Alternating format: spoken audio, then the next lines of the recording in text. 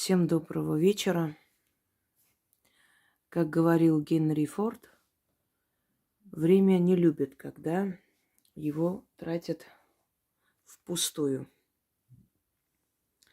Теперь с вами хочу немного поговорить, хотя я на эту тему уже снимала не раз, и не два, и не три. Есть у меня даже целая лекция, называется «Что ведьма никогда не сделает». Но поскольку новые люди, да и подписчики, которые на моем канале давно, тоже не все всегда понимают с первого раза, даже со второго раза. Приходится иногда объяснять.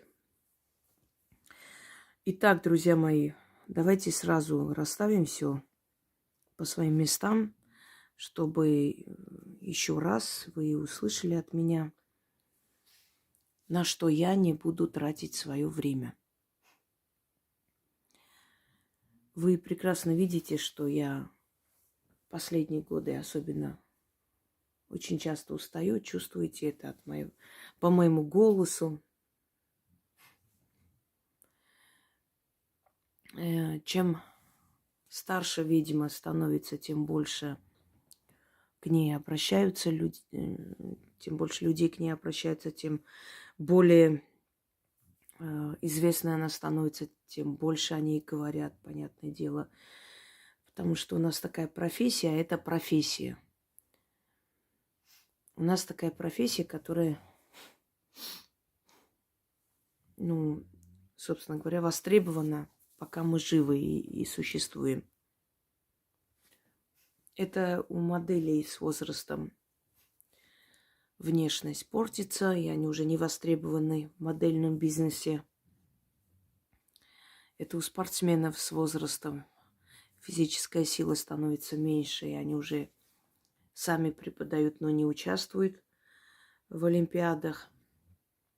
У певцов пропадает голос, хрипнет, и они уходят со сцены. А ведьма, она чем старше, тем сильнее становится, тем опытнее, тем больше о ней молва, тем лучше ее работы получаются. Поэтому она до конца своей жизни будет востребована. Потому ничего удивительного, что больше работы, больше людей и больше усталости, собственно говоря. Для чего я снимаю видеоролики? Уже объясняла много раз. Чтобы каждому человеку отдельно не говорить, это отнеси туда, это там деньги возьми туда, отнеси там, оставляй откуп. Эти слова тут скажи, там это зарой, там закопай, тут зажги свечу. Я просто беру, объясняю весь ритуал, даю текст, внизу пишет Яна текст. И вы берете и делаете. До меня могут, то есть мои руки до работ моих могут долго не доходить, сапожник без сапог, я устаю. Но мне нет нужды, у меня и так в плане финансовом они приходят. В плане защиты меня защищают силы, пока я им служу. Понимаете? Да, я укрепляю, я начитываю иногда, мне тоже это нужно. Привлечь нужных людей, а не абы кого. Какие-то обстоятельства починить себе, здоровье свое улучшить. И я делаю. Редко, правда. Но в моем случае я варюсь в этой каше. Я постоянно... Вокруг меня одна магия. Она меня все равно подпитывает, понимаете? В вашем случае пришли с работы, отдохнули, вам больше ничего не надо делать такого. Ну, дома имеется в виду, можно какие-то дела. У вас нету 300 тысяч подписчиков на одном канале, 83 на другом, еще столько-то сотен тысяч на дочерних каналах. У вас нет сайта, у вас нету ответов, вопросов. Вам 2-3 тысячи человек в день не пишут. Вы можете себе позволить взять и провести какой-нибудь ритуал, какой-нибудь заговор начитать. Да, я объясняю вам, чем больше мы идем, чем больше развивается цивилизация, тем больше становится мало думающих людей, тем больше злых людей становится, тем больше жестокости вокруг. Меньше души, больше электроники, понимаете? И в наш век особенно нужна магия. Кто-то скажет, магия – это пережиток прошлого. Но те люди, которые с помощью магии поднялись, они, конечно, промолчат, но они с вами не согласятся. Магия всегда была, есть и будет востребована во все века и тысячелетия, потому что это идет из нашего подсознания, это наша генетическая память. Боги, духи, души родных, силы Вселенной. Человек всегда обращался. Человеку нужно кому-то обращаться, и человеку нужно, чтобы кто-то наблюдал за его жизнью и идти туда, где он найдет справедливость. Опять же, найдите мою лекцию «Служение, поклонение и служение». Чтобы понять, что вы поклоняетесь, как это делали наши предки. Приходите, просите, откупаетесь, приносите дары богам и получаете то, что вы хотите. А я служу. Моя жизнь – это служение. Это научить вас правильно поклоняться. У каждой религии есть жрец, который направляет людей, объясняет, как лучше сделать, какой силе лучше поклоняться. Посредник нужен всегда. Одно дело, когда уже, знаете, как там, пользуется служебным положением, да, превышает свои служебные полномочия. То есть тот же священник, который должен передать Богу вашу молитву. А что, Бог глухонемой, он не может сам услышать. Вот в этих вопросах это смешно. Но посредник, который научит вас, как обращаться к этому Богу, что он любит, что приносить как откуп, что приносить как жертву. Жертву не имеется в виду. Слово «жертва» звучит как-то зловеще. Но это не обязательно кровная жертва или что-то такое. Жертвовали, если помните, на алтарь богов, на капище приносили всегда после урожая, хорошего урожая, приносили фрукты, овощи, оставляли вино, пиво. То есть делились тем, что боги дали. Боги не нуждаются в этом всем. Но это показатель благодарности, уважения, почтения, почитания. Естественно, когда они видят, что человек благодарный, они еще больше дают этому человеку. Теперь, вот с какими вопросами меня беспокоить не стоит. Первое. Есть наглые такие люди уже, хамло, я бы сказала, извините за выражение. Но, во-первых, знаете, я раньше пыталась объяснить им, достучаться. Сейчас я просто выкидываю из форума людей, которые... А чё ритуала нет? А я не могу записать, а на латинском там еще. А запишите, а где там девчата найти? Ролик вышел там час назад. И все знают, что в течение нескольких дней обязательно ритуалы печатаются и выставляются. А если они на русском языке, можно самим написать прекрасно и не ждать. Это раз. Во-вторых, я замучилась уже объяснять, что когда мне пришлось закрыть на время, спрятать канал, чтобы спасти эти работы, потом открывать, когда ты закрываешь канал, потом открываешь, исчезают тексты под роликами. У нас был канал, если помните, первый, да, «Гостиная ведьминой избы». Слили некоторые существа. Почему слили? Потому что вышли такие каналы сродни битвы битванутых вот этих. И очищали дорогу, и убирали более такие большие и как бы более значимые каналы магии с Ютуба. Когда они появились после, вы все поняли, ну, по крайней мере, умные люди поняли, к чему очищали, убирали такие нужные, полезные каналы, чтобы вот этот бредятину снова вам впаривать о том, что там кто-то чертей жарит, кто-то с этим наркоманской рожей проводит ритуал на удачу и деньги, спрашивает, если ты знаешь, как привлечь удачу и деньги, почему у тебя советский свитер? Я, конечно, извиняюсь, кто-то скажет, ну, это не показатель, вон бабушки в селениях, они вот... Да, бабушки в селениях, они брали здоровьем, поэтому они такие румяные ходили всю жизнь. Им не нужно было. У них были другие приоритеты, другие ценности. У них нормальная изба, хозяйство. Они на другое тратили. Им приносили гусей, уток, там, коров, баранов. Знаете почему? Потому что денежный эквивалент тогда не особо так как бы был распространен, мало было денег, но люди платили натурой. Они приносили или какую-то услугу оказывали, или мешок сахара приносили, картошку приносили, не знаю, калитку делали, крышу мастерили, что-то делали, как-то откупались. Немножко по-другому как-то это был откуп. Но в любом случае это происходило. Но вот представьте, если ведьма сегодняшнего, 21 века, мы же не должны застрять в средневековье. Он тогда вот так было. Хорошо, предположим, приходят к ней и за оказанную помощь говорят, а вот как нам оплатить? И ты берешь и отдаешь, значит, все эти чеки, да, все эти счета, куда надо платить, за коммуналку, еще куда-то. И пусть они, и потом говоришь, какой у тебя размер ноги, значит, какого размера ты носишь нижнее белье, извиняюсь, вот, покупайте, принесите, пожалуйста, натурой. Денег не надо, сами все купите, несите, я только за. Естественно, никто не хочет это делать, и это ненормально. Поэтому они оплачивают работу, а ты за эту сумму иди, бери все, что тебе нужно для жизни, и живи дальше.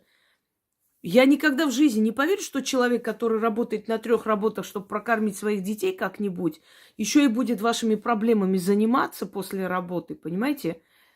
Бесплатно. Все привыкли. Вот, бесплатно, вот в селениях бабушки не брали. Да, они брали ваше здоровье, поэтому они и жили до 100 лет. Вполне нормально. Есть равновесие вселенское бесплатно не бывает. Ты все равно что-то должен отдать. Не обязательно ей. Если есть где-то нужно откупиться, если есть где-то нужно идти духом оставлять. В любом случае равновесие должно быть. Я вам скажу несколько случаев, и вы поймете. Я знаю, что после таких роликов обычно всякие там своры начинают тявкать. Вот, она про подарки говорит. Нет. Никогда в жизни никакие подарки ни у кого не просила и просить не собираюсь. Это делают люди сами добровольно. И они не мне дарят. Поверьте мне, они дарят духом. Они хотят откупиться от духов. Теперь хочу вам сказать, вспомните издревле. Если шли узнавать судьбу, смотрел этот человек... Но в основном на костях смотрели, тогда карт не было, естественно. Были какие-то, они сами какие-то знаки рисовали, и такое было, но это совершенно другая техника. На камнях смотрели, на воде смотрели, на воске и так далее. Обязательно откупались, обязательно что-нибудь оставляли. Нельзя было этого не делать, потому что ты внедряешься в мир духов, они тебе помогают, дают ответ, как поступить, и ты должен что-то отдать. Правда? Вылечил ребенка, там бабушка какая-то заговорила грыжу. Этой бабушке что-то отдавали, приносили там молоко, если у нее не было коз или коров. Или картошку ей носили, свечи покупали, муку приносили, денег оставляли. Все равно как-то откупались. Нормальные, разумные люди понимали, что они отдают не ей, они отдают силам. Это энергообмен. Человек отдал свою энергию, чтобы помочь тебе. Ты отдаешь свою энергию, зарабатываешь деньги. Эти деньги приносишь, отдаешь. Это та же самая энергия. Почему говорят деньги энергия или деньги сила? Потому что ты отдаешь свою энергию, свою жизненную силу, чтобы заработать. Вот ты таксист, таксуешь весь день, ты отдаешь свою энергию, свою силу, свое время, здоровье и зарабатываешь эти деньги. Приходишь к человеку, заговаривает этот человек твоего ребенка там пупочную грыжу. Ты из своей энергии отдаешь этому человеку. Если нету взаимообмена, через некоторое время у ребенка опять эта грыжа появится, потому что ты ничего не отдал. Мне иногда пишут люди. Вот я у вас на канале 4 или 5 лет, иногда и 6 лет, и больше. Делала ваши ритуалы, все получалось, все было замечательно, отлично, прекрасно. А потом вот все как-то остановилось, они мне больше не помогают. Есть несколько версий. Во-первых, когда человек резко поднимается, есть зависть из глаз. Об этом я говорила. берете, делаете несколько чисток, убираете из глаз зависть, и все восстанавливается обратно. Как правило, так и происходит. Но если временами тормозится вот этот процесс, вы должны понимать, а я что-то отдал духом взамен? Вот послушайте меня, я знать не знаю, кто берет мои работы, кто их проводит, кто делает. Я не хожу им, не звоню, не напоминаю, не говорю, не прошу что-либо. Но человек берет мою работу. Вот его хотят посадить, он берет мою работу, например, от суда и судилища с рыбой проводит, и суд обходит стороной этого человека. Более того, его оправдывают. На удивление.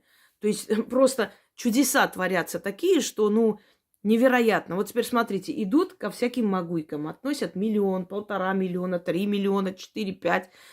Я и не такое слышала. И действительно относят. Там им ничем не помогают. Они боятся слова сказать про этих людей. Они до последнего надеются, а вдруг у нее есть сила, а вдруг она мне сделает зло. Я говорю, послушайте меня, если бы у нее была сила, она бы вам помогла. Если она не помогла тебе, чего ты ее боишься? Нет, а вдруг она там что-нибудь мне сделает. Хорошо. То есть они считают, что там можно относить. Даже если не помогли, ничего страшного, пускай. Мне ничего не надо обратно, все будет. Пускай у нее останется. Хорошо, это ваш выбор, у вас может много денег, не знаю. Но дело в чем? Вот там отнесли 2-3 миллиона, не помогло. Приходит человек, смотрит мой ритуал, берет эту рыбу, начитывает. И через некоторое время ее сына отпускает из СИЗО, оправдывает и домой. Все, она радостная, весело, все хорошо. Там не надо откупаться, ничего не сказано. Да, от духов надо идти откупаться. Замечательно. Потом еще что-нибудь там в жизни случается. Может быть, не знаю, место какое-то хотят они купить, не получается никак. Или другой человек, конкурент, мешает им там. Она пошла, сделала, этот конкурент убрался, это место ей досталось. Она радостная, счастливая, пошла, значит, торговать. Потом она хочет квартиру купить сыну. Начинает делать, приобрести дом. Начитывает. За несколько месяцев у нее собирается эта сумма, она идет квартиру покупает сыну. Радостные, счастливые, все получилось. Потом идет машина. Да, вот такие есть люди. Все получается, машину продали, новую купили, дом отремонтировали, еще сделали, еще какой-то сделали, что-то купили, там хорошее место для магазина нашли, это купили, администрация пошла навстречу и все такое. Получается замечательно, они счастливы просто до небес. А потом в какой-то момент духи перестают им помогать. И они бегом летят к тебе. Ой, вы знаете, мы столько лет все делали, все помогало, столько всего. А вот сейчас что-то никак, просто прям все встало. Я говорю, сделайте от сглаза. Может быть, с глаз. Я не работала с этими людьми, они просто мои ритуалы. Одно дело, если я работала, я могу, дальше посмотреть, что там, и помочь, например, если такое есть. Но если я не работала, я не несу ответственности, я не обязана им ничего делать. Могу посоветовать. Берите, делайте от сглаза. Бывает иногда, человек резко поднялся, и все сразу ахнули. Ничего себе, они еле жили, а сейчас у нее это то, а что случилось? Тут же, знаете, глаза эти лягушачьи. Делаете? Ой, мы сделали, опять пошло, но через некоторое время снова встало. И когда такое пишут, знаете, я сегодня вышла из себя, все-таки сказала человеку пару слов. Я знаю, что это обида сразу, это понятно. Но очень редко человек себя винит. Когда дело касается тебя, ты адвокат, когда чужих, ты прокурор. Знаете, да, такой? А зря вы так делаете, потому что такому человеку, как я, дано не только судьбу видеть, но и правильно советовать. Если вы учтете этот совет, у вас поменяется. Но много ли людей, у которых хватает благородства души понять, да, она правильно сказала, я неправильно сделала. Нет, а как обычно сразу замыкаю, понятно все, я так и знала, так и думала. Я сказала, послушайте меня, вы говорите, 4 года вам помогала. Столько всего, приобретений, это купили, то продали, там купили, все получается просто как по маслу. Правильно я поняла? А потом встала. 4 года вам помогали силы, а потом перестали помогать. Не хотят. Вы не задумались, почему? Ну, не знаю, я вот как бы не знаю даже. Я говорю, послушайте меня. А вы хоть как-то откупились вот за столько сделанной для вас силами? Не мне, вообще, от сил. Вот что-нибудь, вот вообще, вот послушайте меня, вот эти вот статуи, а это мне подарки. Это мне подарили лет 7 или 8 назад. Как вы думаете, сколько они стоят? Я даже не знаю, ценник есть вообще под ним. Извиняюсь, сейчас посмотрю. Вот. О, замечательно. Сохранился ценник. Вот смотрите. Видели? 4930 с чем-то. Это знаете к чему? Что, может быть, кто-то думает, что надо... Ой, да, у меня нету, я вот как бы, я даже не знаю, я таких денег... Теперь послушайте меня. Человек продала машину, купила новую машину, квартиру купила, дом отстроила, больше сделала, магазин купила. Значит, еще чего-то, много чего, сейчас не буду перечислять. 4000 у этого человека не было, вот статую просто элементарную, вот просто статуэтку или какую-нибудь, я не знаю, там, котелок просто для алтаря отправить. Не мне, мне не надо. Для алтаря, для духов отправить. Я почему всегда говорю для духов?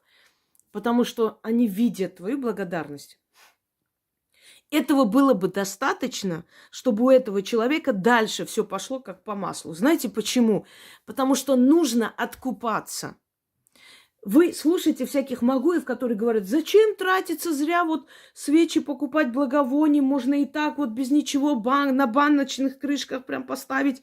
А уважение к силам где? Я же вам объясняла, что, послушайте меня, друзья мои, вот к тебе приходит, не знаю, сосед Вася, вы знаете его 500 лет, он зашел, ой, дай попить, ты там нальешь в стакан, дашь, он выпил, ну, не обязательно водку, просто и пошел. А когда к тебе приходит, ну, предположим, человек вот высшего ранга, хочет прийти к тебе в гости, ну, князь какой-нибудь, от которого зависит там твоя судьба, судьба твоих родных, который здесь вот руководит, ну, хорошо, авторитетный человек.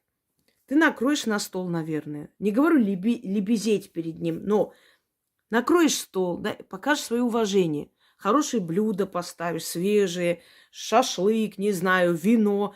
Угостишь человека достойно, так?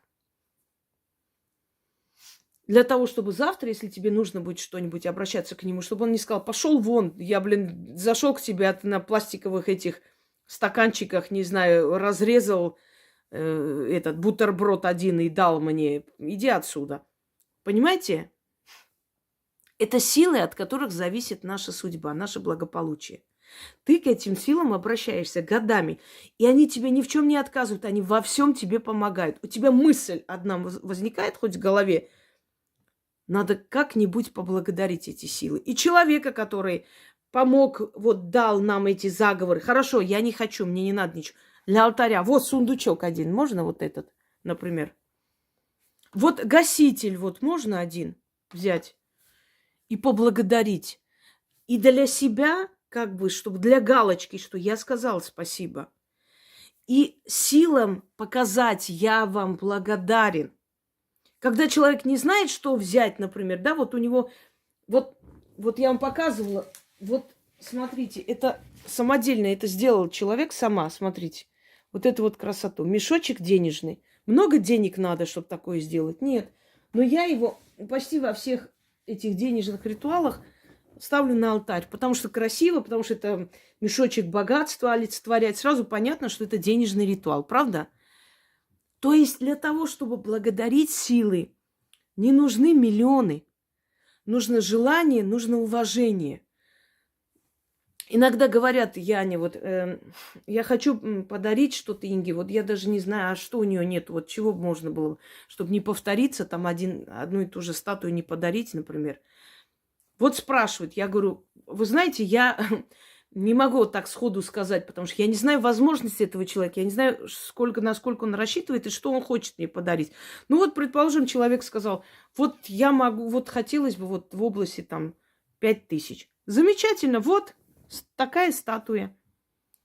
Вот сундучок пускай отправит. Хорошо, если хочет поблагодарить духов. Пусть статуэтку Вуду лишним не будет. У меня ритуала Вуду много и красивый алтарь. Что еще? Ну, не знаю.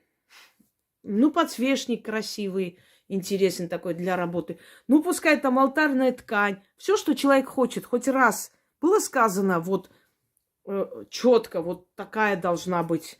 Это желание человека.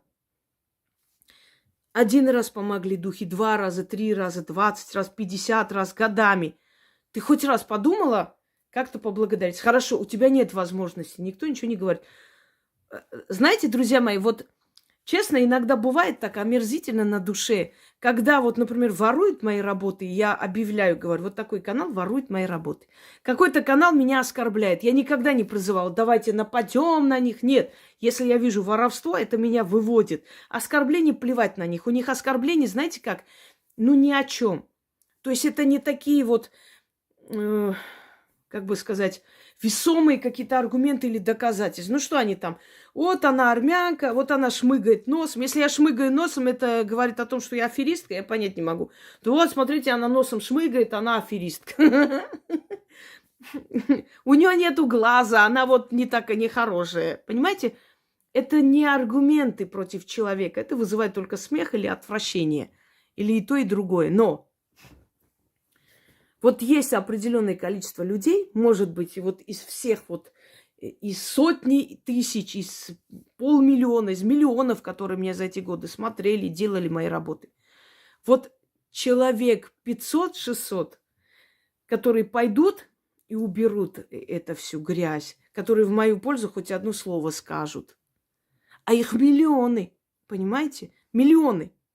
Если бы 1% из этого всего миллиона просто иногда защищал бы меня, никто бы рот не открыл. Но это никто не делает. И я не требую никогда. Поэтому и говорю, что когда я себя защищаю, свое имя, никогда не смейте говорить, не обращай внимания. Я не буду обращать внимание, если вы это сделаете. Вы сделаете это? Нет. А зачем вам это надо? Я помню, когда про Екатерину Великую я сняла, да, видение, и я выставила. Кстати, я так посмотрела, мода пошла на видение. Они смотрят мой канал и думают, что их бредовое видение тоже кому-то интересно. Омерзительно, конечно, но что делать? Всегда было и будет. Так вот, я сказала посмотреть на «Ведьмина изба 2». И когда все рынулись смотреть, они увидели вот этот дерьмоканал.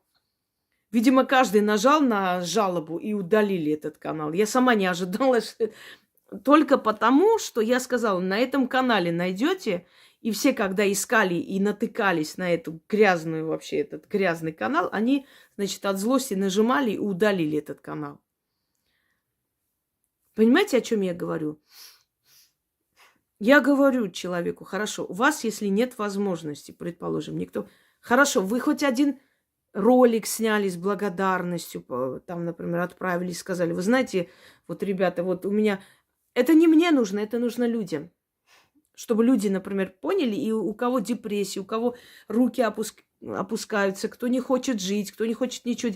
Они слушают это им дает силы. Я знаю по себе, когда тебе тяжело, ты слушаешь о жизни людей, об их трудностях, как они перебороли это все, как встали на ноги, тебе хочется жить и подняться. Это закон мироздания. Хочешь помочь, то есть помочь себе, помоги другим. Хоть такое сделали, ответ был такой. Я не всегда писала, что спасибо, у меня все получается. Я не пишут миллионы людей. Вы думаете, я на каждый раз... Здравствуйте, вот это такая-то, вот ее так зовут, это с этого номера, она сказала спасибо. Здравствуйте, вот, ну, не смешно? Яна мне передает то, что важно сейчас, что просят, там, какие просьбы попросили зайти посмотреть СМС, предположим, и еще что-нибудь. Потому что, ну, нету возможности, огромное количество писем. Ну, где я сейчас найду время вот это все зайти, смотреть, кто чего написал? Я же сказала спасибо. А вот как вы думаете, если бы духи, например, на твою просьбу сказали бы только такое: хорошо, мы поможем, жди. Они же так не говорят, они ведь помогают тут же. Буквально вот вы попросили, и вот на днях решается этот вопрос. А вы сказали просто, я сказала же спасибо. То есть ты считаешь, что этого достаточно. Это к тем людям, которые говорят, вот мне столько лет помогало, все было хорошо, а потом что-то не хочет, вот как-то не идет. Попробуйте откупиться от них. Хоть что-нибудь сделать, что-нибудь хорошее, не знаю, ролик снять красивый, там отправить, вот объяснить людям, как у вас было, как у вас не получалось, потом получилось. Что еще? Алтарную статую, чашу одну подарить духом, силам для работы. И вы посмотрите, как у вас дальше это будет получаться. Они увидят вашу благодарность. Запомните, духи любят благодарных людей. И можете рассматривать мои слова как хотите, мне плевать. Я не нуждаюсь в этих статуях. Если мне нужно будет что-нибудь, я сама куплю. Я в состоянии это сделать. Это не золото и бриллианты, которые миллионы стоят, понимаете? Просто я объясняю вам с точки зрения ведьмы, почему, как нужно благодарить духов, как нужно к ним относиться. Если они тебе столько дали, и квартиры, и машины, и магазины, и врагов убрали подальше, неужели для себя, для своей совести у тебя нет вот внутри вот голоса подсознания, да, и голос сердца, который говорит, надо что-то отдать, как-то благодарить, все равно как-то столько пользуюсь, столько беру. Понятно, что сказано бесплатно, так оно и так бесплатно. Но ведь я вам объясняла о вселенском равновесии. Покажи им, что ты им благодарен, и это обратно откроется. Опять будешь все это получать годами. Потом еще раз покажи, что ты благодарен. И снова Вы думаете, эти все дары, которые каждый день мне отправляют, это мне? Это они сами для себя делают.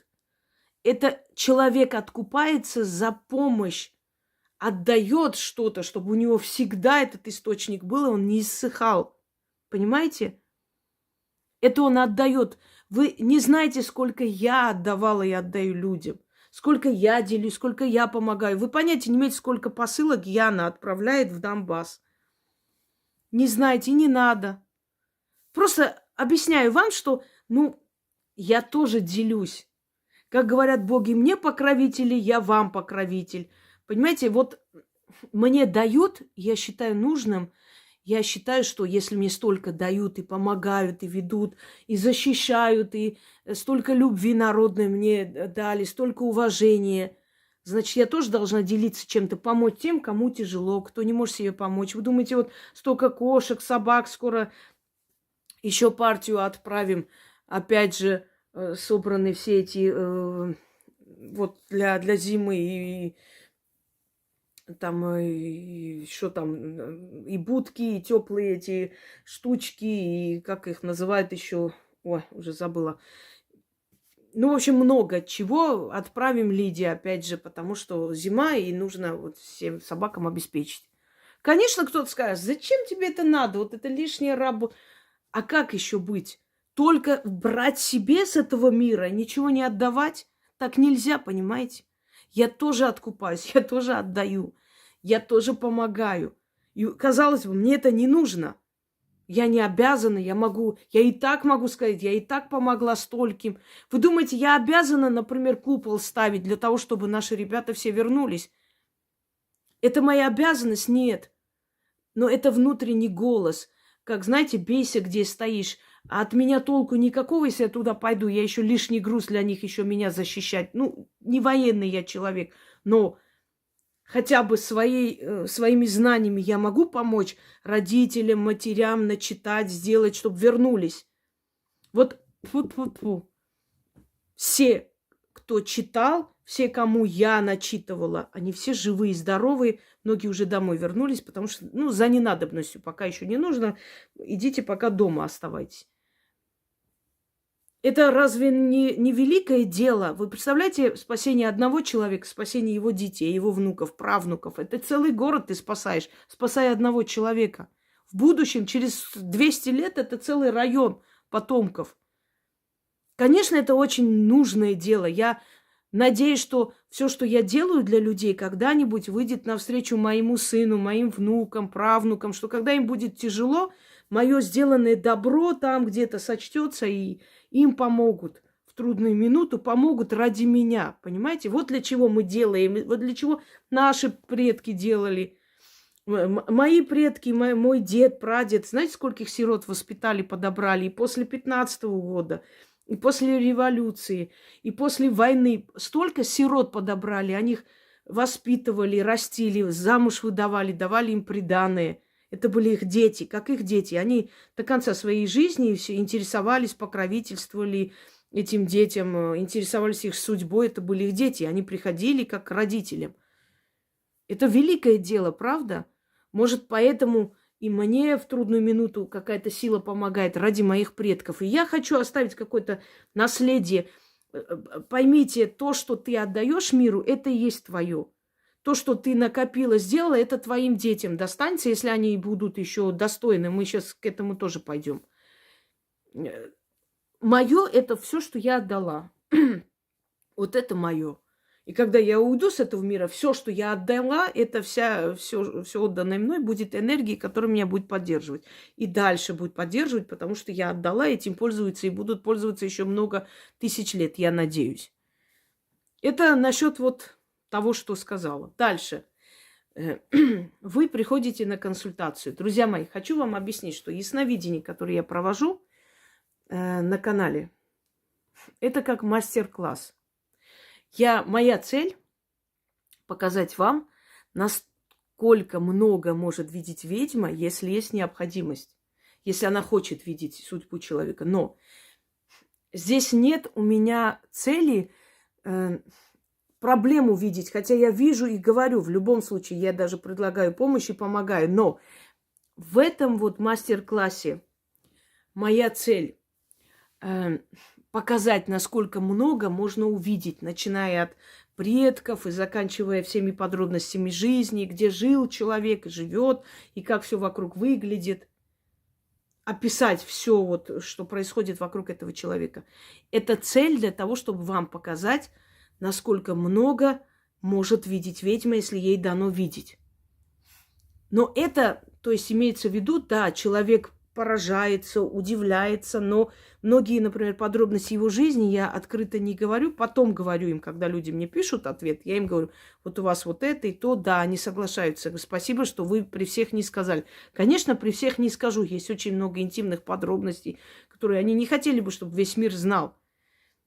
Но то, что я им говорю, согласны, вполне достаточно, чтобы понять, что тебе дано, и ты видишь. Хочу объяснить, когда человек приходит по консультации, у него четкая, конкретная проблема. Приходит решить эту проблему. И если эта проблема таится в предках, конечно, я скажу, когда это началось, что, конечно же, я говорю подробности из жизни этого человека, как будто я рядом с ним жила и все это видела, говорю. Да, но моя цель в консультации, ну вот во время консультации, это объяснить человеку, откуда эта проблема, что за проблема, откуда оно пришло, что у него в жизни происходит, что происходило. Ну, как можно больше подробностей, объяснить полностью это все. И чтобы человек и понял, и убедился, что да, этот человек видит. Он не просто говорит там, вот у тебя проблема и порча, все. А видит, откуда это пришло, по именам, по времени, по дате, вплоть до снов и видений, и внутреннего чутья, и что случилось, какая очередность была, сколько лет назад это случилось. Подробно объяснить, полностью вот обрисовать всю эту проблему, как она началась и почему так случилось, в чем причина и что нужно делать, чтобы это ушло. Все. Ведь это главное. Когда ты идешь к врачу, вот у тебя что-то болит, врач смотрит и говорит, у тебя вот это, возьми вот это лекарство, вот это, и, в общем, столько-то курс проходи, потом придешь. Правильно? Врач же не сидит и говорит, вот ты знаешь, вот ты с детства, там, в детстве там болела чем-то, у тебя была такая болезнь, ты вот падала в детстве, у тебя там кость была сломлена. Нет. Потому что нет в этом необходимости. Ты пришла конкретно с этой болезнью. Вот тебе врач говорит об этой болезни и как эту болезнь вылечить. Теперь о чем я говорю, что люди, которые приходят по консультации, должны знать. Я не буду тратить время и говорить, какого цвета там платье носила ваша прабабушка, в каком доме они жили, что там рядом было, какая река, как называлась, сколько братьев, сестер было у твоих прадедов. Потому что есть ли смысл на это тратить мое время и силу? Конечно, я это увижу и скажу. Но вы же пришли с конкретной проблемой. Не сравнивайте вот то ясновидение на моем канале и которое касается вас. Вас касается точно так же подробно, но о вашей проблеме. И о том, что в вашей жизни сейчас творится, и что было буквально недавно, откуда корни растут. Там тоже подробности, но там иное. И здесь на канале я не могу открыто говорить о проблеме человека полностью, потому что человек, не давал согласия открывать его интимные подробности. Они знают, что если я говорю о ясновидении, я буду описывать, где они жили, какое было детство, что там было вокруг, какие были бабушки, дедушки, какие предки, что они прошли. То есть я скажу то, что тоже относится к их жизни, тоже видение их всего, что происходило, но не настолько подробно об их интимной жизни, о жизни в семье и все прочее, потому что это личное. Личное, скажу, затрону, но не настолько. Вы понимаете, о чем я говорю? Я больше говорю, когда я снимаю для канала, что вокруг было. То есть то, что они тоже могут проверить. Человек может проверить, он возле леса живет или в городе живет. Он знает это. Человек может проверить, у него здание пятиэтажное и двухэтажное. В какой школе учился и что там было. Понимаете? Это, то есть то, что можно согласиться или опровергнуть. То, о чем ты знаешь точно. Не то, что было 7 поколений назад, что ты не сможешь проверить. Но если человек видит сегодняшний день, значит, будь уверен, что он увидит и 7 поколений назад. Но для того, чтобы убедиться, что видит 7 поколений назад, нужно убедить человека, что ты видишь сегодняшний его день. Вот о чем речь. Вот почему многие, которые пытаются облить меня дерьмом, у них ничего не выходит, потому что тот человек, который был у меня на консультации, он его что хочешь, говори, он просто пошлет всех на 3 буквы. Почему? Потому что этот человек мне ничего о себе не рассказывал. Он первый раз пришел и сказал, вот записала меня Яна, вот я к вам. И я беру и рассказываю о его жизни. И сколько хочешь ты человеку говоришь, что вот она там просто пугает. Какое пугает? Человек говорит о твоей жизни полностью, и у тебя даже в мыслях уже нету там что-либо. Я вот буквально сейчас, я, естественно, не буду показывать, я просто хочу вот буквально последние, да, зачитаю. Вот давайте вот так вот сделаем, собственно говоря. Вот. Видно, нет? Угу. То есть здесь нету ни имени, ни ничего вы не увидели, ни номера телефона, но вот просто скажу. Здравствуйте, уважаемая Инга, благодарю вас за ответ. Я в большом шоке от вашего ясновидения. Слышать других это одно, а себя совсем другое. Действительно, он предчувствовал за год до трагедии, он мне сказал, я скоро умру. У меня, правильно вы сказали, был сон, я видела их ноги с синими ногтями. Действительно, я слышала голос. Он мне тогда 3 раза сказал авария и так далее. Сейчас не буду это все начитывать, да? Просто я к тому, что вот в чем сила ведьмы? Сила ведьмы в том, что тот человек, который пришел на консультацию, убедился в том, что человек видит. Тот человек, который получил помощь, и у него жизнь поменялась, а поменялась и меняется, и очень меняется. Вот иногда настолько приятно это слышать. Я не знаю, как это описать. Ну вот, понимаете, магуйки это не поймут, потому что это люди, которые сами не верят в магию. Для них это бизнес. Вот они прочитали что-нибудь, посмотри на моем канале, какие бывают порчи, пожалуйста, уже знатоки. Купили таро, там инструкция. Это все равно, как надеть белый халат и считать, что ты врач. А вот когда ты на самом деле практикуешь, это очень приятно, потому что ты понимаешь, что меняется жизнь человека. Это приятно. Потом, я вам говорила и объясняла, что человек, которому нечего бояться, который действительно прозрачно работает и честно работает, и он уверен в себе, он знает. Во-первых, уверенный человек берет плату за свой труд.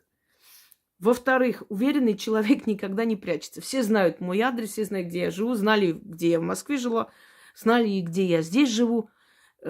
Человек, который чего-то боится, кого-то там обманывает или в чем-то не уверен, он никогда не выдаст себя. Вот смотрю иногда какие-то курсы за 5 дней, за 10 дней там научиться, там ясновидению всему, ну смешно, ну правда. Ну покажите хоть одного человека, которого научили в этих школах, и я просто сниму перед ним шляпу. Ну, ну ладно, это не будем. И самое интересное, что, значит, по переписке обучают. То есть ты даже не знаешь имя этого человека, никогда не видела. На какие карты ты отправляешь, понятия не имеешь. Вы понимаете? И после этого приходят, жалуются. Человек, который уверен в себе, вы должны знать и его адрес. И очень много подробностей. Вот рассказывают, показывают, говорит. Вы знаете, как зовут ее мужа, как сына зовут, где она живет, чего она, чем дышит. Только тогда можно доверять этому человеку, потому что человек уверен в себе. Был бы не уверен, не показал бы вам столько подробностей своей жизни. Поймите, этот человек этим живет, занимается магией, она знает, она действительно в этой сфере, ей это дано. Вот и все. Да, сейчас 21 век, не обязательно ездить домой. Это делается и через фантом, и через фотографию, понимаете? Ну, это только сильные умеют, я вам скажу. Очень много нужно сил, чтобы суметь на расстоянии помочь человеку. Но есть те, которые умеют. И они себя не скрывают. Не обязательно стоять там в очереди или ночевать возле ее дома и ворот. Сейчас уже есть другие, да, коммуникации нам помогают. Но в любом случае вы знаете, где она живет. Чем больше информации об этом человеке известно, тем больше доверия он вызывает, потому что не скрывается нигде. Теперь смотрите другое, да? Давайте я сейчас вот не буду показывать вам опять же номер. Вот просто покажу вам. Угу. А теперь читаю. Я даже не думала, что я их буду, поэтому я вот закрываю. Здравствуйте, уважаемый Игорь. Несколько раз переслушивала. Сказать, что я в шоке, ничего не сказать. Я изначально думала, что это может быть от одной семьи, с кем мы судимся. Меня даже чужие предупреждали, что и там его жена чем-то там занимается и так далее. Вы правы. Я даже если на диете не могу похудеть никак. А то, что отекаю, разносит как жабу. Мне даже родные говорили об этом. Вот, и так далее. То есть человек вот полностью, каждое мое слово подтверждает. Дальше. Так. Опять же не буду, значит, показывать. Уже вообще не буду показывать. Сейчас, секунду. Я просто...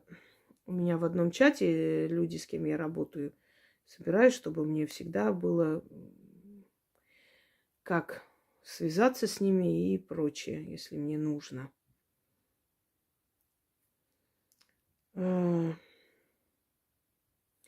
Да, то, что вы сейчас описали, было у него в первом браке. Из-за этого и разошлись с бывшей женой.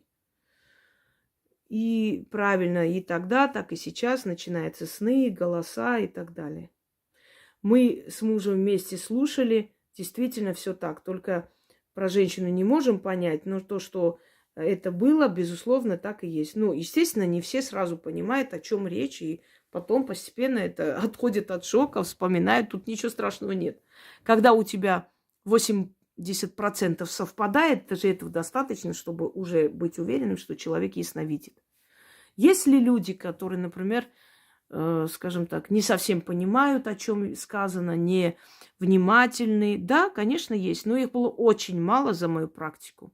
Может быть, 5-6 человек, которые, например, сначала сказали, что ну как-то не очень согласны, вроде бы не так. Или, понимаете, не всегда, например, женщина хочет принимать, что ее муж изменяет. Нет, этого не может быть. Такой, я просто подозревала там соседку. Они уже готовые приходят, сценарии. То есть и им не нравится, что ты не соглашаешься с тем, что они уже подготовили. Обычно магуйки как делают? Говорят то, что ты хочешь услышать.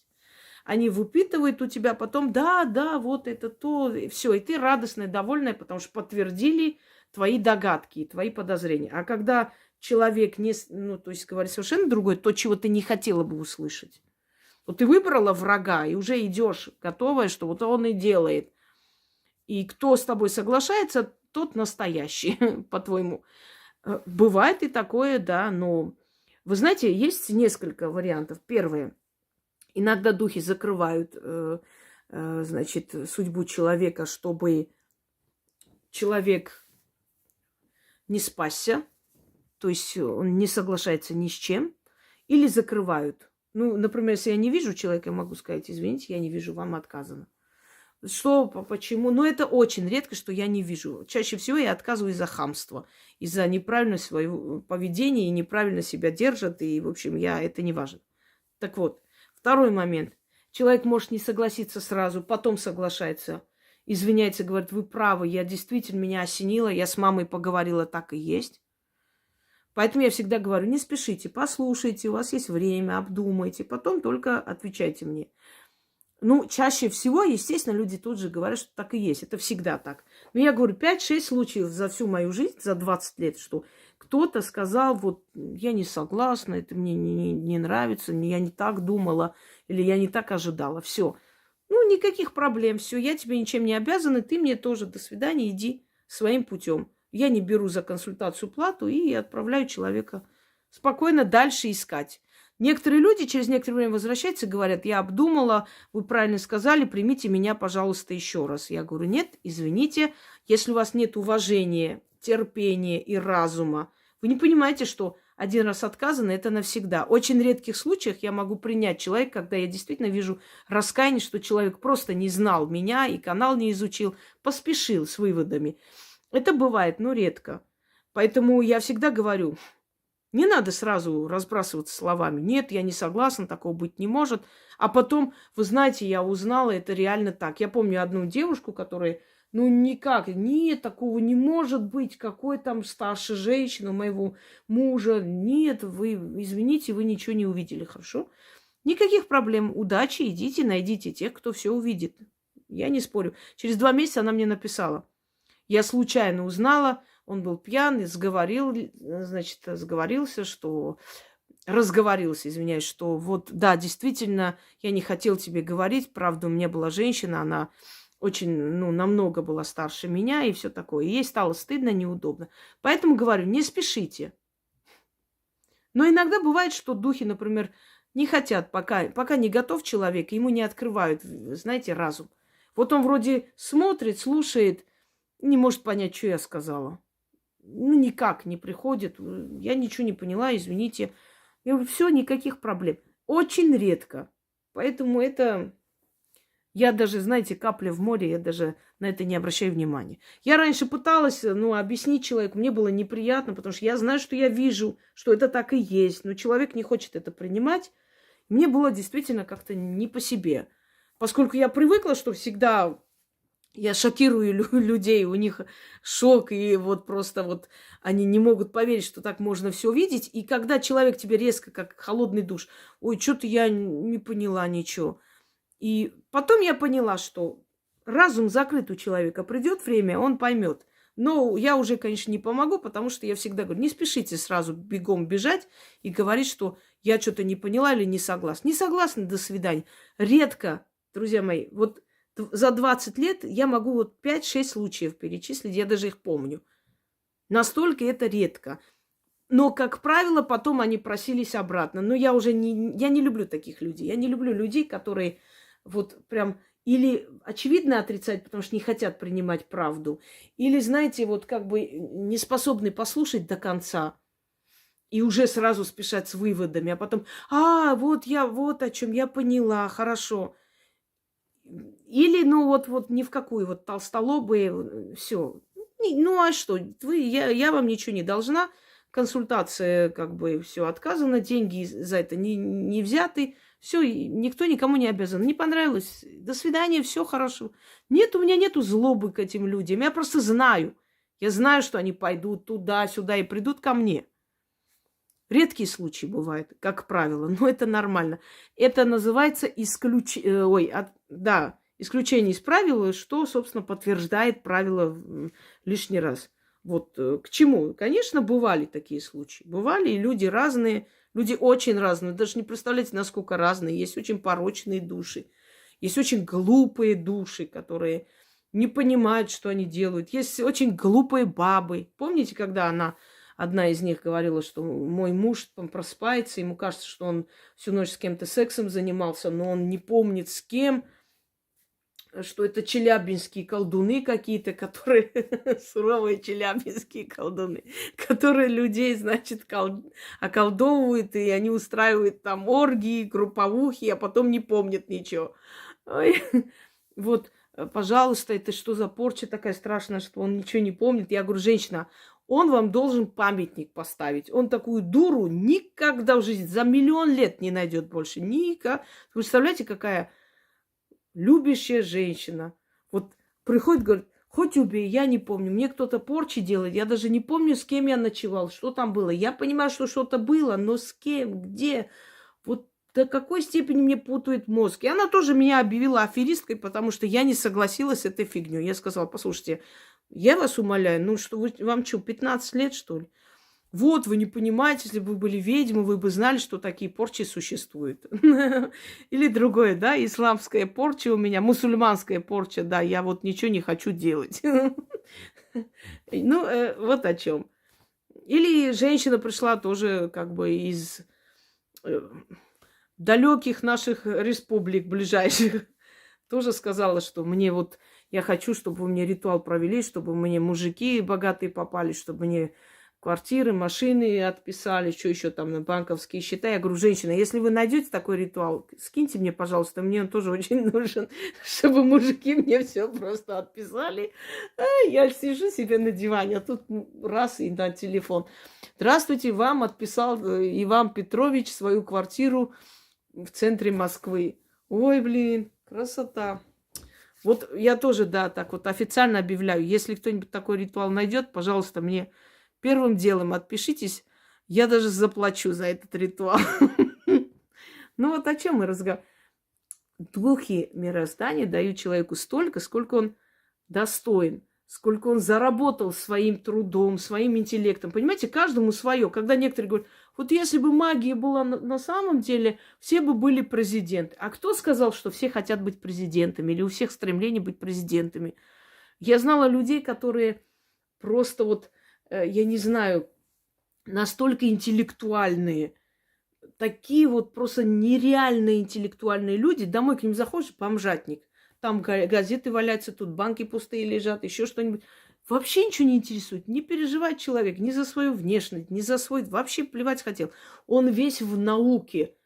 Вот не надо ему быть президентом. Ему это не надо. Кто сказал, что все хотят... Это вот знаете, сверхмечтание некоторых людей. Или вот если бы была магия, там, я не знаю, вот так бы сделали. И тут же Хлебникова сказала, договорилась. Знаете, сейчас уже стала уже алкашкой, все, закончилось как личность. Не надо гавкать на магию, когда ты не понимаешь. Вот если бы так было, вот так бы сделали и стали бы министрами. У нее, наверное, предел мечтаний министром стать. Она не понимает, что Вселенная распределилась правильно. Кто-то должен дворником быть, двор подметать, ничего тут такого позорного нет, но это нужно делать, это работа. Кто-то должен быть судебным, психологом, психиатром, определять, человек реально болен или притворяется, да? Кто-то должен скрытием заниматься, кто-то могилу должен рыть. Если все будут министры и президенты, а кто будет вообще остальными делами заниматься? Это такой идиотизм. Вот то же самое магия. Магия дает столько, насколько ты стремишься и хочешь. Если ты действительно хочешь найти такой уникальный такой ритуал, чтобы вот сидя на диване тебе какие-то мужики отписывали все, и арабский шейх все свое имущество тебе подарил и сам пропал в пустыне, извини, конечно, но это ненормально. Так, далее. Приворотами я не занимаюсь, уже говорила об этом. Я считаю, что если судьба убрала из твоей жизни дерьмо, это дерьмо обратно тащить не надо. Знаете, как мусор выкинули, а потом дайте мне ритуал свой мусор обратно вернуть, пожалуйста. Или там он меня бил, издевался, изменял, женщин тащил домой. И вот помогите мне его вернуть. Недавно женщина написала, я даже не скинула. Я говорю, ты вообще вот уму непостижим. Здрасте, вот это, значит, мой муж ушел к другой женщине, помогите мне вернуть. Что мне делать? Я говорю, что делать? Развивать самолюбие, уважать себя и забыть о предателе. И она мне пишет, а если я вот это все, что вы написали, сделаю, он вернется? Я говорю, тьфу, тряпка. И просто выкинула черный список, чтобы не тратить на него время. Уже говорю, очень редко кто обладает магией любовной, а те, кто владеет этой магией, не берутся никого никуда возвращать. Они не тратят на это время. Мне гораздо приятнее видеть, что я поменяла жизнь человека. Он живет, работает, радуется жизни, чем какого-то козла тащить обратно домой, чтобы он опять всех бил, уничтожал. Если у вас нету мозгов, я говорю женщинам, вот если вы не можете защитить своих детей, смотрите мою лекцию «Детство в аду». Если вы не способны, вы потом не удивляйтесь, что в старости лет ваши дети не хотят ни позвонить, ни видеть вас. Потому что когда они были маленькие, нуждались в твоей защите, тебе было очень приятно валяться под алкашом просто. Вы не представляете, какие фотографии мне отправляют. Вот просто вот конченый алкоголик, вот валяется, там друзья его тащат, он на такой рожей, мордой. Ребенок сидит рядом, плачет, там схватил отца, значит, за ногу. И вот такие вот фотографии мне отправляют. И помогите, пожалуйста, у него любовница хочу. Я говорю, вот прям вот чем-нибудь, как в этом, да, в фильме, да, прям чем-нибудь убила бы паразита. Вот просто смотришь на это существо и думаешь, да, женщина, ты человек или кто вообще? Вернуть кого? Вот кого вернуть? У тебя есть жалость к своим детям? Да нету никакой жалости, и самолюбия нету. Потом эти женщины удивляются. Вот, мои дети не хотят меня видеть, отправили в старческий дом. Да мало тебе, мало, что они туда тебя отправили. Не возвращаю никого. Но чтобы вас не обдурили, я дала очень много ритуалов зазывов. И объясняю, зазывы это не, значит, не приворот. Это создать в нем какую-то тоску. Если у него есть хоть капля чувств, он придет, вы с ним поговорите, помиритесь. Вот это самое лучшее, что я могу для вас сделать. И еще раз предупреждаю, те, которые по кладбищам шастают и делают ритуалы, вы можете призвать смерть на голову ваших любимых мужчин. И так не раз было. А потом вы свою жизнь никогда не устроите, потому что вы таким образом его убрали из этого мира, из этой жизни. Не хочу это слово говорить, вечно из-за этого YouTube закрывает комментарии. Надоело уже с этим Ютубом уже биться. Дальше, наследство. Послушайте, друзья мои, наследство – это хорошо. Если твои родители, родственники тебя оставляют наследство, это прибавляется к твоему имуществу, и ты оставляешь своим детям. Но никогда нельзя жить с мыслью о том, что вот мне должно достаться наследство. Это несчастные люди. Они, как правило, потом у разбитого корыта остаются. У нас так одна очень известная наследница есть. Очень ждала смерти родителей, да, и не получила в итоге ни от матери, ни от отца, ни черта. Единственное, что ей позволили, это поехать покараулить дом. И я вас уверяю, оттуда в скором времени тоже турнут, потому что когда человек вонючий, когда дерьмо в душе, ну, где бы ни было, все равно выкинут. Вот. Это единственное, что позволили покараулить дом. Она настолько надеялась на свое наследство, что банку заложила свою квартиру. Ну, вообще, вот никак не развивалась как человек, как личность, ничего. Просто ждала, когда помрет отец, мать, и все достанется ей. А ей ничего не досталось, понимаете? Когда мне пишут о наследстве, вот, наследство, бабушка оставила там тетке, помогите. Чем я могу вам помочь? Я не могу с помощью ритуалов переделать документы. Это физический план. Я не могу туда внедриться. Оно уже сделано, все. Забудь ты про это наследство и живи, и создавай, и иди вперед. Нет, они до последнего судятся всю свою жизнь, уже готовы недееспособными объявить родственников, на все подлости идут. В итоге, опять же, ничего не получают. Они тратили всю свою жизнь в ожидании этого наследства, теперь тратят свою жизнь для того, чтобы урвать это наследство, понимаете? Или вот так удивительно, мы жили, вот бабушка сказала, что даст мне этот дом, я за ней ухаживала, потом бабушка умерла, оказалось, этот дом отписала она дяде, помогите, вот они сказали, чтобы я ушла, судебные приставы мне дали там 2 недели уйти из этого дома. Что вы хотите от меня? Что, дядю вашего отговорить, уговорить или что вообще вас? Ну вот, я вот там вложилась, я все это сделала. Послушайте, у вас должны были быть мозги, тем более, если у вас есть дети. Вы видели в глаза этот документ с бабушкой вашей, где она вот вам отписала? Нет, она обещала, она сказала. Мало ли кто чего обещал и сказал, понимаете? Ну, сыновья – это наследники в первую очередь. И даже если бы она ничего не оставила, вполне объяснимо, что унаследовал дядя ваш, если больше других детей у него нет, у нее, то есть у этой бабушки. И теперь вот как нам быть? Вместо того, чтобы думать сейчас, как быстрее найти дом, переехать, своих детей спасти от этой ситуации, она каждый божий день с ней воюет. Значит, приставы идут, милиция идет, все орут, эти дети в ужасе, в шоке.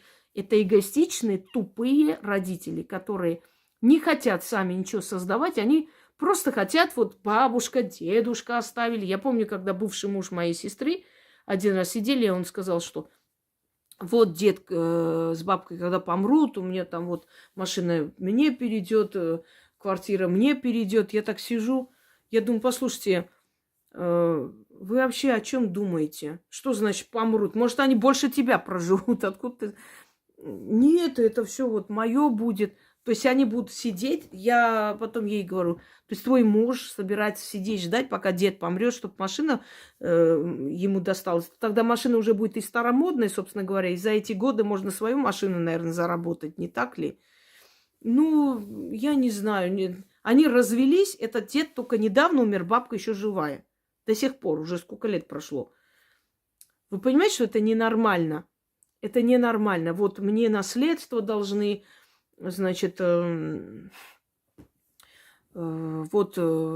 не дают. Не дают.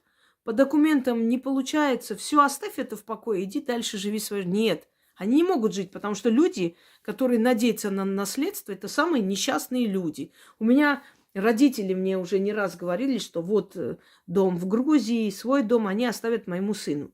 Оставят, ну и хорошо, не оставят и не надо. Я сама оставлю своему сыну имущество.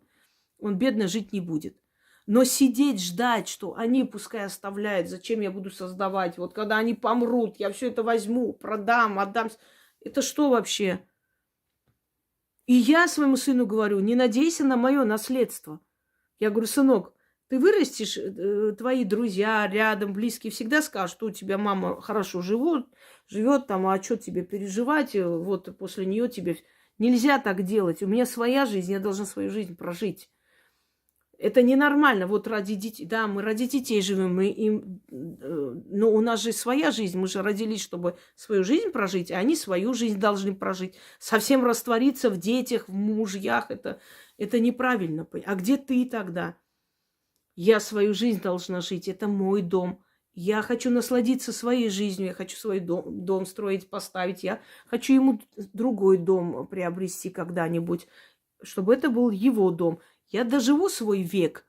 Будет он достойный наследник, я ему оставлю. Не будет, не оставлю. Да, я так говорила ему. Ты не думаешь, что если ты мой сын, ты уже имеешь право на все, что я заработал. Это я сделала. Ты свое заработай, а мое будет приложение к твоему имуществу. Так люди богатеют, прибавляют друг другу все, что заработали, и получается у них большое имущество. Я вообще не могу терпеть людей, которые вот после смерти своих, особенно знаменитых родителей, тут же все продают. Послушайте, никогда ничего не добьетесь таким образом. Дома, которые остаются от родителей, украшения, даже утварь, даже мебель, это все ваша защита. Это идет родовая сила, которую вы друг другу передаете. Не просто же, например, кольцо бабушки носят, когда идут по важным делам, они носят как оберег. Это все передается по наследству, потом вбирает в себя твою силу, передается твоим внукам, вбирает свою силу их внукам. Представляете, почему богатые люди не распродают все, как только у них там дед или бабушка или кто-то помирает? Наоборот, они это сохраняют и прибавляют, приумножают. Вы представьте, династии. Вот умерла сейчас Елизавета II, и взяли бы все ее имущество, ее бриллианты, продали с аукциона и разделили между детьми. Такого нет. Вы должны точно так же жить, как и династии такие знаменитые. Не обязательно быть коронованными особами, но вы должны понимать, отчий дом, Пусть это будет общий дом для ваших детей. Пусть они едут туда, своих детей возят, своих внуков возят, показывают, откуда у них родовое гнездо, где они родились, где их предки родились. Зачем сразу же сбегают, продают и делят? Эти деньги тратятся потом.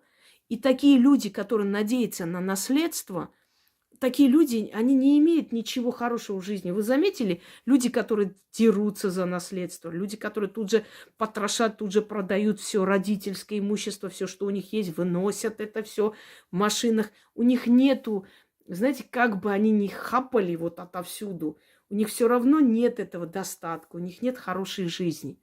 Нету, не приходит. Вроде бы вот это вот даром отданное, незаработанное, от родителей схапали, взяли. Но ничего не получили они. Эти деньги потратились, кто-то заболел чего-то, оно все улетело никуда. Это, как бы вам сказать, это как разбазаривать, распылять, понимаете, по пространству ту силу, которая должна идти по роду от дедушек, бабушек к внукам, от внуков до их внуков. И вот так вот династически собираться. Я понимаю, что есть несколько детей, и вот, например, умирает там бабушка, да, и вот она не сказала кому что, и у нее остается золото. Разделить между собой и хранить, а потом самим добавить это и отдать своим детям. Это родовая сила. А люди, которые живут в надежде, что наследство им достанется, поэтому ничего не надо делать, не работать, не создавать, это несчастные люди. Не обращайтесь ко мне. Я не буду вашими наследственными делами заниматься. Если вам ничего не досталось, смиритесь, идите, работайте, создавайте свое. В конце концов, ваша бабушка имела право, кому хочет, тому и оставлять. Это ее право. Точно так же, как и мое право, кому хочу, тому и оставлю. Если он женится на какой-нибудь вертихвостке, который мне не понравится, если ко мне будет нехорошее отношение, неуважительное, это не говорит о том, что вот ты мой сын, и, как бы там ни было, тебе останется. Нет. Нет и еще раз нет. Я смотрю, эти бабки умирают с голоду. Их дети даже кусок хлеба им не привозят. Нет, это останется моей доченьке. Все равно. И ей предлагают там совбез или что. Вот пускай живет у вас, да, семья, ухаживает за вами, вы там заключаете, мы будем контролировать. После вас останется этой семьи. Нет, это моим детям. Ну так и живи тогда, как ворона. Живи, помри одна. По запаху тебя найдут. Понимаете? Оставлять наследство должны достойным наследникам, а не тем, кто тебя не уважал, не любил, кусок хлеба не принес и на тебе, потому что ты вот наш этот. Вы думаете, почему старики становятся вот жертвой мошенничества или там каких-то молодых аферисток, которые из периферии приезжают и выходят за этих дедов замуж? Потому что никто не ходит, ими не интересуется. С другой стороны, может быть, они такие вредные мужики, что просто не хочется их видеть. Согласна. Но тогда и за наследством тоже не бегите сразу.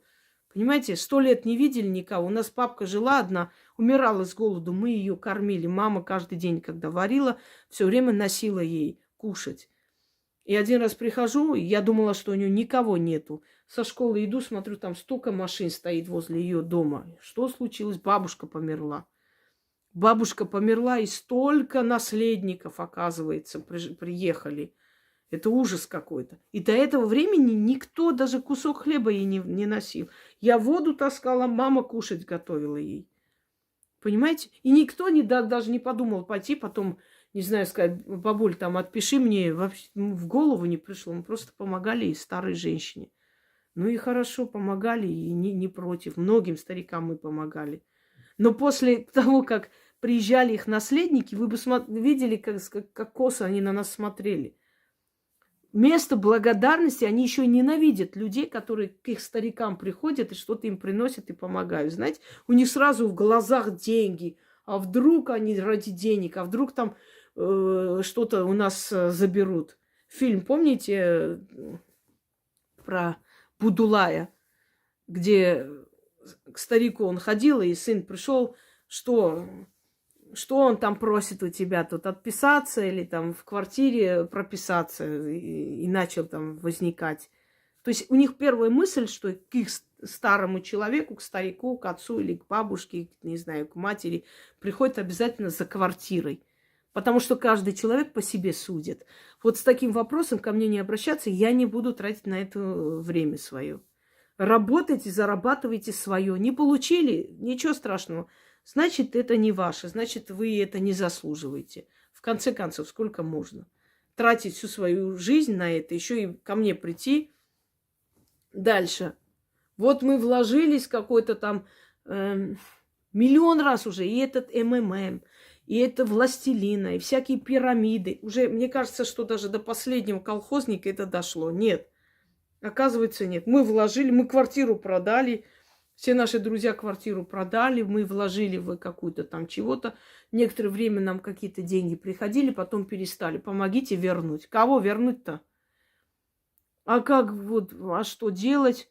Кого вернуть? Вы в своем уме? Вы взрослые люди, квартиру продать, свое жилье, вкладываться в какое-то сомнительное. Я понимаю, что они могут убедить и убеждать. И самое интересное, что они до последнего не хотят верить, что тот человек, который их уговорил это сделать, что он в доле. Он не знает, он сам вот сказал, вот он, пожалуйста, подождите, пока никуда не ходите. Естественно, он так и будет говорить, пока никуда не ходите, пока я подумаю, куда слинять. Как вообще можно пойти, продать свое жилье и деньги отдать кому-то, непонятно куда вкладывать? Верните эти деньги. Это невозможно.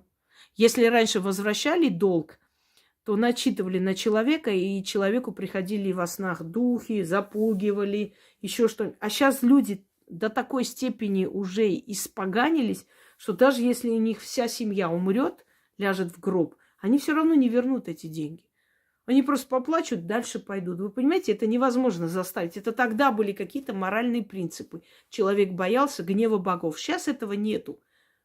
Сейчас люди абсолютно вот просто аморальные до такой степени. Вот, ну, уже очень мало осталось достойных людей, что можно на их совесть воздействовать. Какая совесть?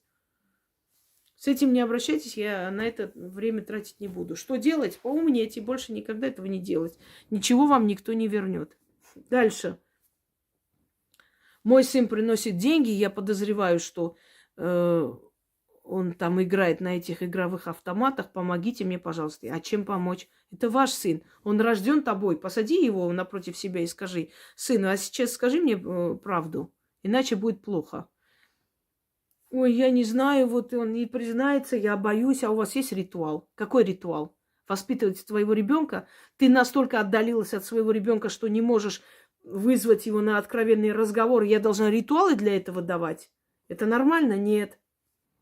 Мой ребенок пришел, перевернул алтарь, сказал, чтобы я больше здесь такого не видел. Помогите, пожалуйста. Он перевернул алтарь. Пусть мой сын попробует перевернуть что-нибудь на моих глазах. Такое оплеуху получит, что охренеет просто. Это ваша слабость и бесхребетность, что ваш сопляк позволяет себе такие вещи. Дали ему пару пощечин и сказали: еще раз посмеешь такое делать, больше в этот дом ты не зайдешь. Это мой дом, и будут мои правила. Будет твой дом, там делай, что хочешь. Обалдеть. Помогите. Значит, вы посадили сопляка себе на голову, и он там делает, что хочет, и помогите, дайте ритуал. Какой ритуал? Я знаю хороший ритуал. Ремень, вот кожаный ремень, там вот, знаете, прям аж отцовский ремень берете, такой хороший ритуал, так помогает прямо. Отходили пару раз, и все хорошо. Дочка не пришла, с каким-то арабом едет, ей 15 лет, вот, помогите, он делает на нее какие-то ритуалы. Вы в своем уме? Если у вас дочь настолько развязанная, настолько просто уже потерявшая границы, что в 15 лет едет ночевать к какому-то мужику, какие ритуалы он с ней делает? Я знаю, какие ритуалы делает, но это к магии не относится. Значит, вы не смогли воспитать достойного ребенка. Значит, вы упустили это время. Значит, берете ее за волосы, закрываете в доме, идете, пишете в полиции заявление на этого мужика, его сажают, а ваша дочь умнеет. А если дальше будет продолжаться, ты говоришь: значит так, тебе 15 лет, ты несовершеннолетний, беру тебя за руки и веду тебя в детский дом. Ты тогда поймешь, что это такое. Да, иногда нужно жестко действовать, если ты хочешь спасти своего ребенка. Знаете такое? Я не буду воспитанием ваших детей заниматься. Если вы упустили это время, обвиняйте себя только. Я знаю, что бы я сделала с такой дочерью. А вы еще вот какой-то приворот. Конечно, всегда удобно валить на магию, чем осознать ошибку, что я себя повела как тряпка, и она просто надо мной издевается, делает все, что хочет. Взяли за руку, выкинули за ворота. Иди живи в лесу. Давай. Я своему сыну сказала, если я вдруг что-нибудь запретное у тебя в карманах когда-нибудь, не дай боги, увижу, я тебя выкину на улицу. На улице будешь жить, как животное. Я тебя домой не пущу. Почему? Потому что ты рано или поздно превратишься в это животное. А я не хочу такого сына. Мне такой сын не... Я не для этого родила тебя. Чтоб ты разбазарила свою жизнь в этом дерьме. Иди живи с животными. Стоило. Но если ты хочешь быть человеком, значит, соблюдай человеческие принципы. Вот о чем речь. И вы должны так жестко говорить. Если вы будете плакаться, ходить вокруг, причитать, они будут над вами глумиться до последней капли. Жесткость зависит от вас. Финансово живет у вас. Он не имеет права вам что-то говорить. Я не сказала, что надо над ребенком, знаете, прям вот глумиться, унижать его достоинство. Наоборот, никогда не обзывайте, не унижайте своего ребенка. Воспитайте в нем личность. Но если ребенок переходит грань, надо осадить этого ребенка. Надо показать этому ребенку, что если ты вот так себя будешь дальше вести, у тебя не будет тех благ, которые у тебя были. Он зашел, он пнул, перевернул алтарь, сказал, чтобы я такого не видел здесь. Сколько ему лет? 15. Обалдеть. Взяли сопляка, посадили и сказали, еще раз ты посмеешь такое делать, я тебе руки переломаю. Посмотрите, он еще раз посмеет это делать. Он это не сделал, потому что, сыночек, ну зачем ты так? Сыночек, вещи собрал, пошел вон. Иди живи там, где хорошо. Вон отсюда. Действуйте жестко. Любовь родительская должна иметь меру. Чрезмерная любовь поганит им жизнь. Запомните это. Вы не помогаете ему, вы делаете хуже. Вот он пьет, сыночек, что делать? Пьет? Сыночек, пошел вон, меняю замки, ты сюда не заходишь. Иди живи где хочешь. Пей где хочешь, я посмотрю, кому ты нужен. Без денег, без ничего. Не одумается, вам не нужен такой сын. Жестоко звучит, послушайте меня. Разумом надо жить. Я дала тебе жизнь. Вот тащите его к зеркалу, поставьте и скажи, посмотри на себя, ты инвалид, ты некрасив, ты маленький, у тебя нет ноги, нет руки. Я пила, я шлялась, курила, не берегла себя во время беременности. Ты родился несчастным, бедным? Нет. Я родила здорового парня, красивого, высокого, умного. Что ты хочешь? Я тебе дала все для жизни. Ты видел, как живут люди без рук, без ног? Как живут люди, у которых паралич центральной нервной системы, как они передвигаются, учатся, борются за жизнь. Тебе не стыдно? Ты здоровый бугай и плачешься, и пьешь, и черт знает, чем занимаешься. Я тебе дала все для того, чтобы ты мог жить полноценной жизнью. А ты что делаешь с этой жизнью? Ты думаешь, я всегда буду рядом? Вот сейчас меня нет рядом. Иди, живи своей жизнью, как хочешь. Он должен почувствовать, что он лишится покровительства родителей. А если вы, извините, ой, сыночек, возьми чай, там, денег мне дай, ну, на, возьми. Так и будет без конца продолжаться. Есть эгоистичные, жестокие дети, в которых нет ничего святого. И их нужно прям вот за шкирку и посадить. И никогда не спорьте со своим мужем, если он жестко с ним разговаривает. Вы отдельно можете говорить, друг друга авторитет ронять нельзя. Отец сказал вас только домой. Не обсуждается. Нельзя говорить этого. Знаете, вот вы только один раз защитили его вот в этих ситуациях. Все, трындец. Вы его уничтожили. Отец сказал в 11 часов, ты должен быть дома. Все, я не спорю. Ты отцу можешь сказать, ну ладно, он молодой, пусть чуть погуляет. Между собой никогда не показывайте при детях. Вот мать сказала тебе так, все. А тот, который, да не обращай внимания, сынок, там это же баба, пускай. Это вы идиоты, значит. Вы друг друга должны уважать при детях, чтобы дети вас слушались. И много тонкостей, которые потом... Подростковый возраст есть возраст переходный. Вы что думаете? У меня все гладко, у меня не было никаких проблем с сыном. Конечно, сидели, разговаривали и жестко говорили. Это нормально. Понимал, осознавал. Переходный возраст, гормональный всплеск. Думает одним местом, с ума сходят. Себя вспомните в эти годы. Без унижений, без издевательства, но жестко. Не буду я плакать, я не буду причитать. Я тебе не позволю лишнее делать, я тебе не позволю свою жизнь ломать. Придет время, мне спасибо скажешь, так и бывает. Подростки особенно. Но волю дать, чтобы... Я вообще не представляю, чтобы мой ребенок пришел мне и сказал, чтобы я это не видел тут. Или вы что?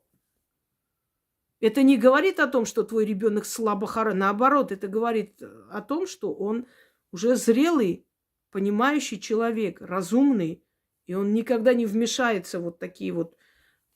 Это исключается. А если он такой скажет, он такой получит. Вы даже не представляете, как он получит. Это не значит, что я его не люблю. Это значит, что я его так люблю, что я ему не позволю вот так аморально себя вести. Так что насчет детей садитесь, сами говорите со своими детьми. Упустили время, за волосы закрыли в доме, никуда не выпускаем, пока не поумнеешь. А что вы хотите, 15 лет родит? Сама еще ребенок. Итак, я вам перечислила. По каким вопросам, пожалуйста, мое время не тратьте. Дальше. Посоветуйте мне какие-нибудь ритуалы. Сами берете и смотрите. У меня нет времени сидеть еще вам советы давать. Я вам столько подарила. Вам сложно посмотреть? Поищите. Недели 2 хватит, чтобы хорошо исследовать хотя бы какую-то часть канала. Дальше. 3-4 месяца изучите мой канал, только после этого пишите, чтобы вы имели представление, кто я, что я, все за и против, хорошее и плохое обо мне посмотрите, только после этого мне пишите. А обо всем остальном мы уже с вами говорили. Приходится мне иногда повторять, потому что, устаю одно и то же говорить. Снова по новой и опять. Я думаю, этого достаточно. Всем удачи, всех благ. Я готовлю сейчас еще одну лекцию. Мне нужно время немного собраться. Я понимаю, что лучше уставать от работы, чем от безделья. Но в любом случае от работы уставать тоже, знаете, отражается. На здоровье отражается очень сильно. Надеюсь, что вы внимательно прослушаете и все же не будете, опять же, отнимать мое время. Поймите, чем дальше, тем больше людей нуждается в моей помощи, тем меньше у меня есть времени каждый раз одно и то же говорить. Вы не понимаете этого никак. У вас 2-3 подруги, может быть, раз в неделю разговариваете по 5 минут, а у меня в день по несколько тысяч смс. Именно для этого я и снимаю видеоролики, чтобы не было этих смс и вопросов, а чтобы открывали и смотрели. Всем удачи!